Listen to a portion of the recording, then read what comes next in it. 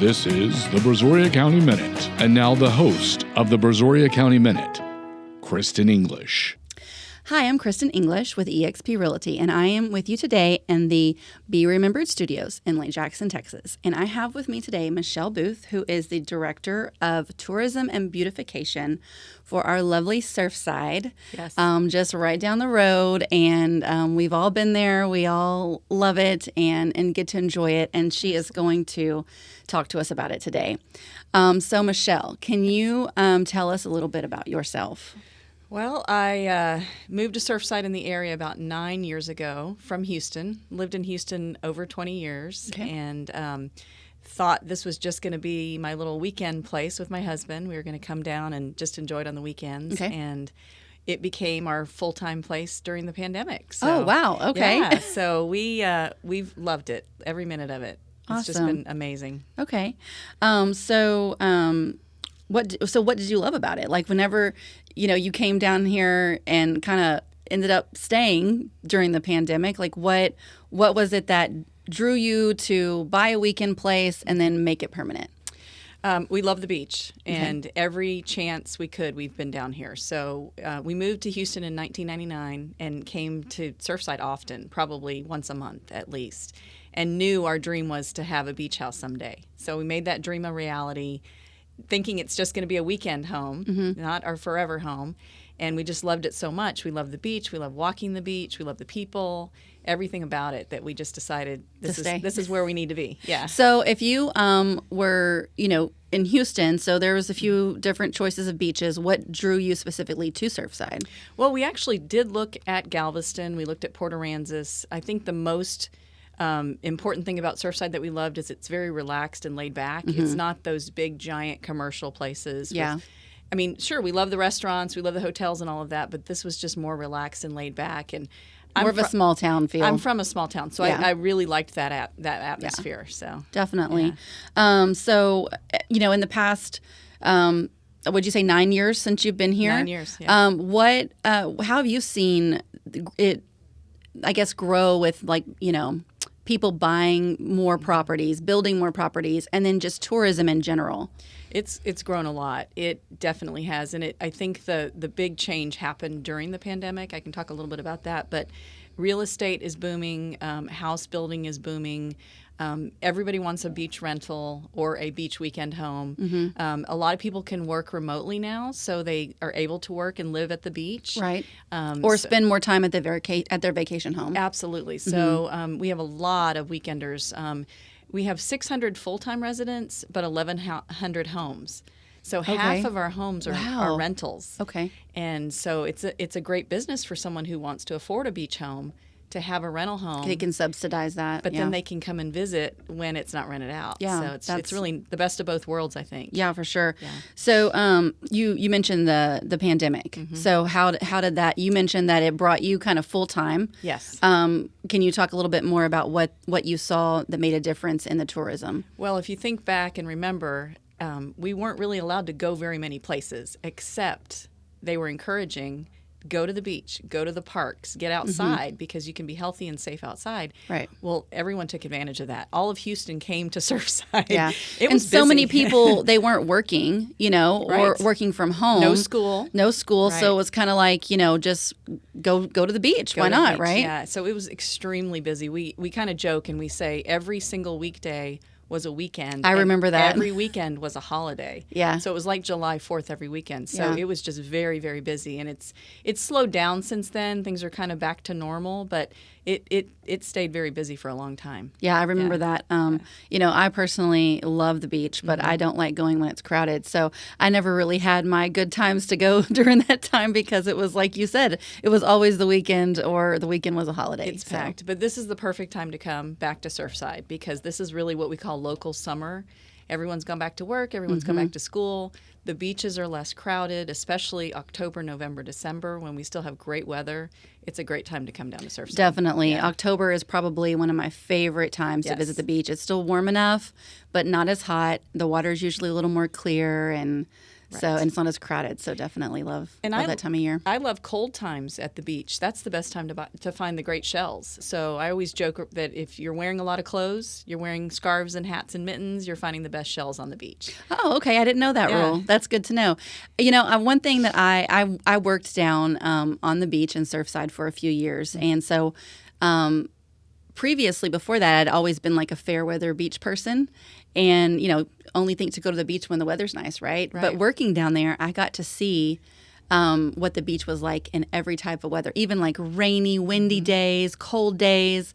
And that like just developed this deep love for the beach. And I'm like, I don't have a favorite type of beach weather. Right. I like all of it. I'm the same. Because it looks different in every way. And it has its own beauty no matter what the weather's doing. And it's different every single day. It really is. Yeah. The way the tide is or the way the sand is or the horizon or the sunrise. It's always different. Always different. It's beautiful. Absolutely. Yeah. So based off of like tourism growing, how do you feel like that's affected the I guess the village? Is that what it is? The village of Surfside. Do you feel like it's had a good impact on the economy with the growth? And how has that changed since the pandemic? It's done wonders during the pandemic, especially when others were suffering, other industries and cities were suffering. We were actually booming. Okay. Rental homes were up, hotels were up. Restaurants were doing their to-go orders like crazy, and that was up. Yeah. That's, again, gotten back to normal, but the economy is still really good for Surfside. I mean, restaurants and rentals do really well. We stay pretty busy. This summer, rentals were down just a little, I think, mostly because of the economy and people just cutting corners and things like that. Right. And, grocery prices up. That was definitely down. The beach was not. The beach was packed all day, every day. But as far as rental homes, that did take a little bit of a dive. Yeah, and that's understandable. And I think it'll take families a little time to adjust to the new economy and for people's incomes to help increase a little bit with the rising cost of everything so that they can afford or feel more comfortable going out and doing vacations again and things like that. So and we are still one of the most affordable vacations on the coast of Texas or even in the country. I mean, Texas is still very affordable.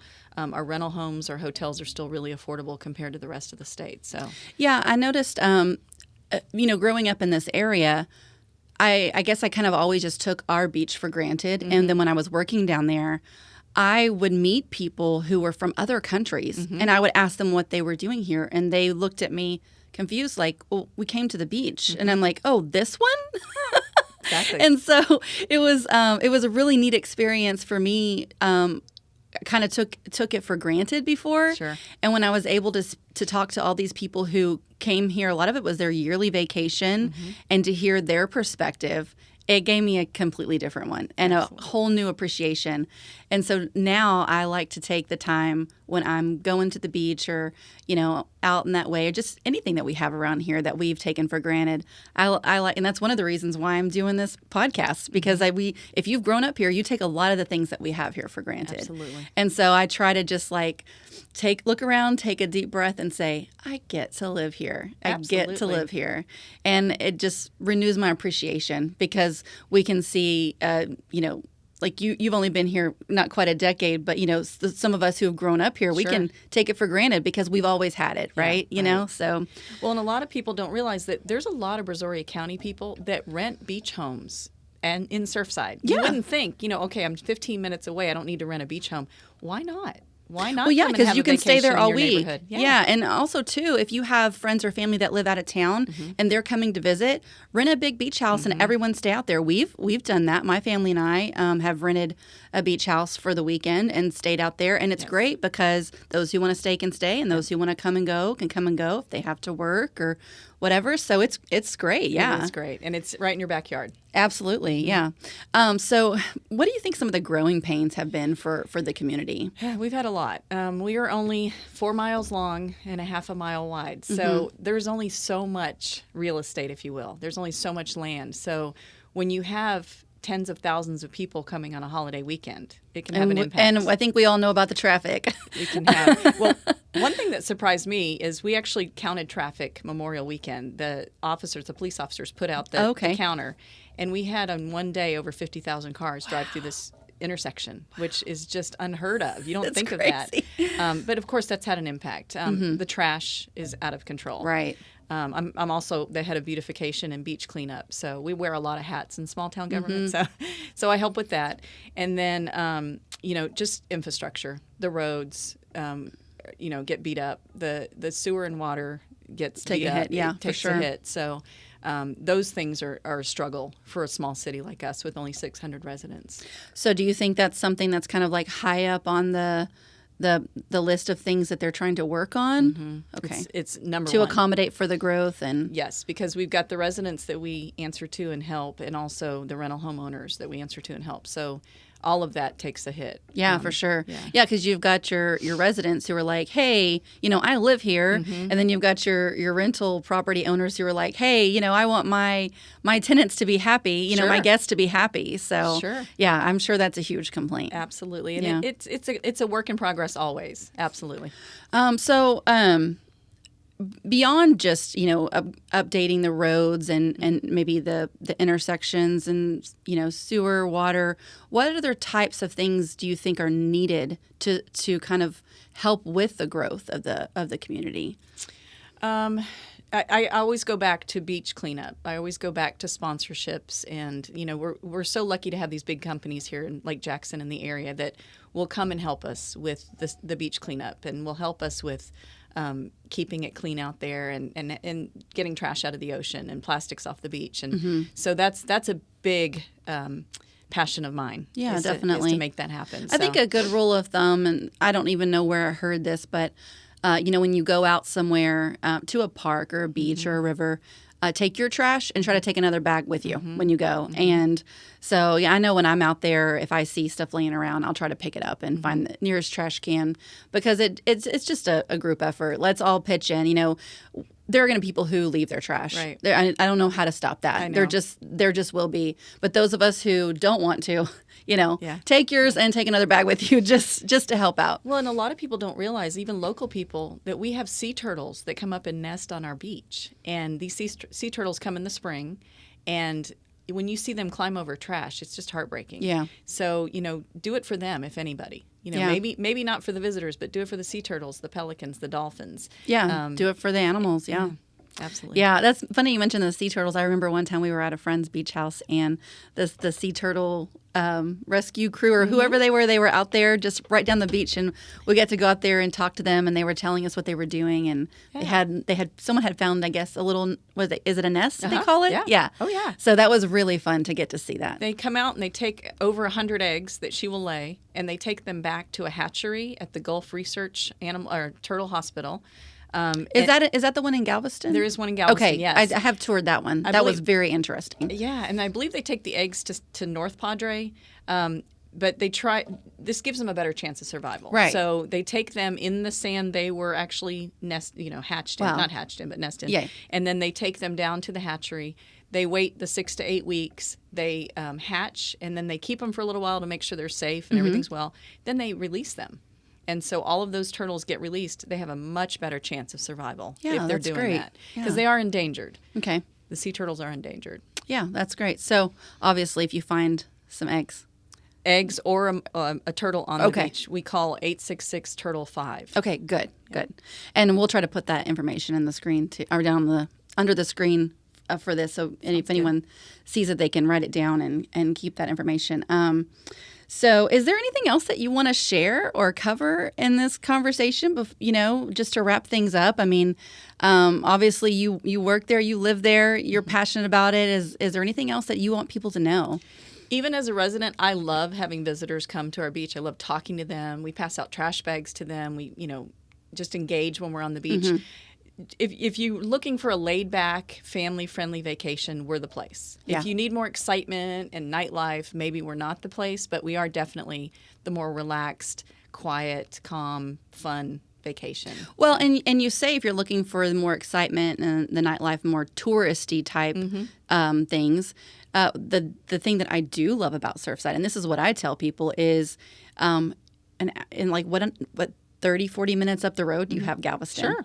So if you want some of both, if you want to stay in Surfside and then drive up Blue Water Highway to visit Galveston and do some of those things, it's kind of two great options right there. Absolutely. So. And we're a big bird watching community. We were awarded Bird City by Texas Parks and Wildlife. We are.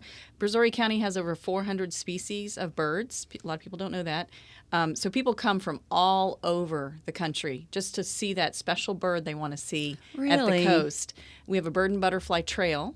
Okay, yes, I've seen that. So during migration season, which is March and October, a lot of people will come down just to bird watch on our trail. So, okay, great. That's good to know. So just for fun, do you have a favorite quote? I actually do.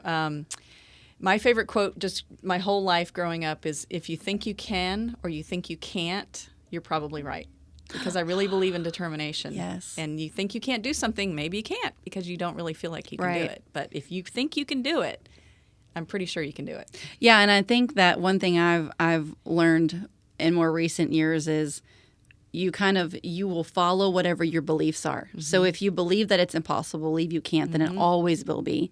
But if you believe you can, the likelihood of you being able to do it is pretty high. Yeah, absolutely. Because we are the ones that determine the outcomes of things. Definitely. You choose that. We get to decide whether we can or we can't. And so it's caused me to really start to watch the language I use and hold myself more accountable when I'm saying, oh, this will never happen, or I could never do that, or I will, and I'm like stopping myself. Well, no, not if you use those kind of words. So Absolutely. yeah, well, thank you for sharing that. Definitely. And thank you for being here with us today and sharing about our sweet little beach community that we have. That sounds great. Thank you. Okay.